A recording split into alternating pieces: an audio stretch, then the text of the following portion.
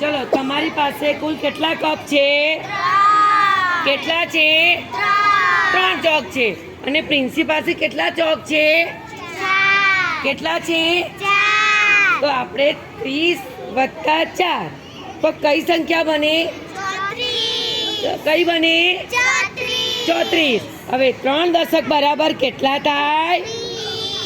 કેટલા થાય? 30. હવે 3 દશક અને 4 એકમ. તો એકમમાં કયો અંક છે? 4 અને દશકમાં 3. તો કઈ સંખ્યા બની? 34. કઈ સંખ્યા બની? 34.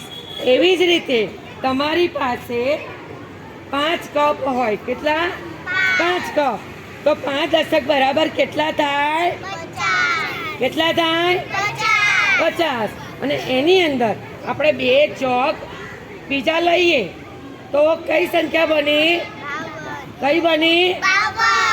50 વત્તા 2 બરાબર 52. તમને આ એકમ દશકની આપણે સમજ આપીને તો આ રીતે આપણે એકમ દશકની સમજમાં ખાલી જગ્યા કે ગમે તે પૂછાય તો આપણે એકમ દશકનો અંક છૂટો પાડવાનો. બરાબર?